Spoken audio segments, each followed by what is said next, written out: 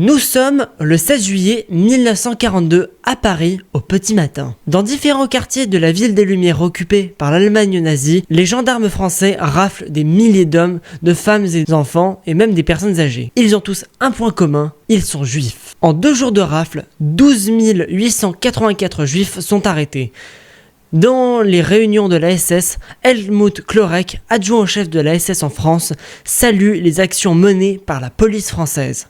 Mais un homme est derrière tout cela, René Bousquet, alors secrétaire général de la police de Vichy. Mais qui est cet homme qui a collaboré avec l'Allemagne nazie, responsable de nombreuses rafles et de la déportation de milliers de juifs en France? Qui est cet homme qui aura même été en contact régulier, voire amical, avec un certain François Mitterrand? Aujourd'hui, nous parlons de René Bousquet, le traître ou le héros.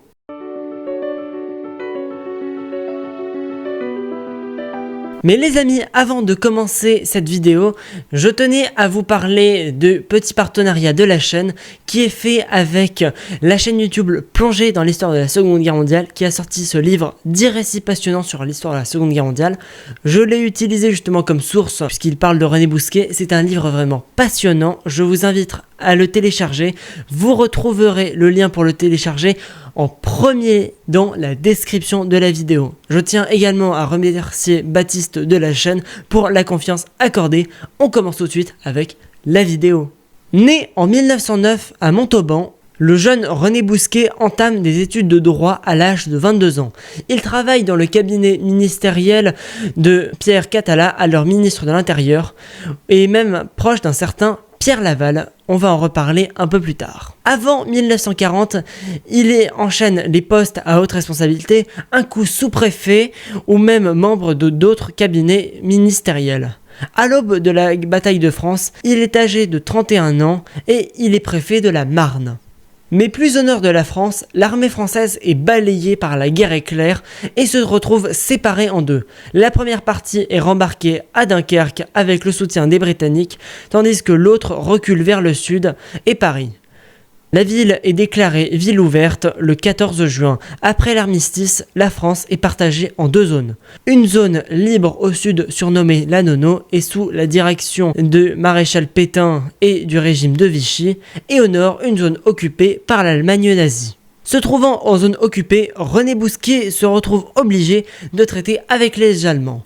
De base plutôt sceptique avec les Allemands, il se donne un objectif, garantir l'indépendance de l'action de la police française.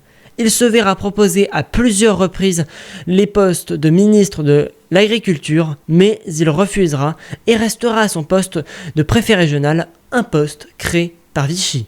Le 18 avril 1942, il est nommé secrétaire général de la police de Vichy, un poste clé dans la gestion de l'action commune des Allemands et de la police française, la traque des Juifs.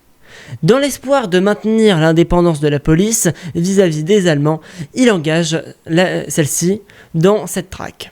Convoqué par Karl Auberg, le responsable de la SS et de la police en France, il s'engage contre la promesse de diriger une police nationale unifiée et après consultation de Laval, à mettre les policiers français au service de l'occupant pour arrêter les juifs étrangers dans les 2 zones. Pierre Laval notera, je cite, « L'intention du gouvernement allemand serait de faire un État juif à l'est de l'Europe. Je ne serais pas déshonoré si j'expédiais un jour vers cet État juif les innombrables juifs étrangers qui sont en France. » C'est entre le 16 et le 17 juillet 1942 que plus de 12 000 juifs, femmes, hommes, enfants et vieillards sont arrêtés à Paris, exclusivement par la police française. Ils seront internés durant plusieurs jours dans le Vélodrome d'hiver dans des conditions déplorables. Ils seront ensuite envoyés dans les camps de Drancy, Bonne-la-Rolande et Pithiviers pour être après déportés vers Auschwitz et la mort. À noter également que aucun enfant ne survivra à ça. En 1943, ce sera le tour de Marseille, où entre le 22 et le 24 janvier, les Allemands et la police française raflent plus de 6000 personnes. De plus, les Allemands en profiteront pour détruire le quartier emblématique du Panier, surnommé par eux la verrue de l'Europe. 20 000 habitants seront déplacés et donc perdront leur logement. René Bousquet apparaîtra sourire aux lèvres sur une photo devenue culte de lui avec des dignitaires nazis à la mairie de Marseille. Après cela, de nombreuses rafles continueront aux zones libres qui, à partir de 1943 et le débarquement en Afrique du Nord des Alliés, passera totalement sous le contrôle des Allemands et de l'Italie. La France maintenant totalement occupée par les forces de l'Axe, le régime de Vichy se montre de plus en plus réticent à la participation des forces policières françaises aux rafles et Bousquet donne en mars de la même année l'interdiction à la police française de participer aux rafles. Cet acte commence à faire perdre la confiance que les Allemands plaçaient en lui. Sentant sa fin proche, il commence à prendre contact avec la résistance et protégera même un fonctionnaire de Vichy qui dirigeait un réseau de prisonniers évadés, un certain François Mitterrand. Le 20 décembre 1943, il brûle ses archives et est remplacé quelques jours plus tard, le 31 décembre, par le chef de la milice française, Joseph Darnan. Il est arrêté en juin 1944 par la Gestapo et passera la fin de la guerre dans une villa en Bavière surveillée. Libéré par les Américains, il se verra proposer d'aller vivre aux États-Unis avec une nouvelle identité et sa famille. Il refuse et retourne en France où il est incarcéré à la prison de Fresnes. Et justement, le comportement des Américains dans la traite des dignitaires français de Vichy à la fin de la guerre pourrait être un épisode très intéressant. En 1948 s'ouvre son procès. Mais le peu de preuves dans le dossier et sa place dans le régime de Vichy, ainsi que la médiatisation médiocre du génocide des Juifs à l'époque, ont fait qu'il ait été acquitté et remis en liberté. La guerre loin derrière lui, il se lance dans les affaires, ce qui lui réussit plutôt bien. Il retrouve aussi un ancien camarade de Vichy, devenu un politique, justement François Mitterrand, à qui il apporte son soutien financier à plusieurs présidentielles. En 1981, François Mitterrand accède à l'Élysée. C'est un choc en France, c'est la première fois de l'histoire de la 5e que un président socialiste est élu président de la République. Bousquet et Mitterrand se retrouvent à plusieurs reprises à l'Élysée pour échanger, même si Mitterrand cherchera toujours à minimiser cette relation amicale entre les deux. Mais en 1986, Bousquet est rattrapé par son passé. Visé par plusieurs plaintes, il peut toujours quand même compter sur son ami, le président Mitterrand, qui fera exprès de ralentir les procédures à son encontre, ce qu'il admettra lui-même lors d'une interview avec Jean-Pierre Elkabbach à la fin de son mandat. Au ministre de la Justice de freiner les procédures judiciaires. Absolument, c'est vrai. Ce genre de procédure judiciaire-là, c'est-à-dire celle qui ravivait toutes les plaies.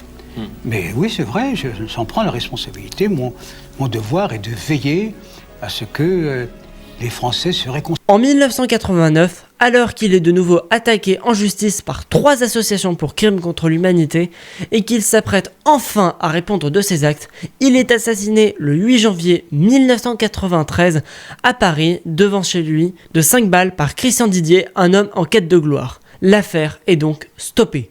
René Bousquet aura donc été un élément important de la déportation.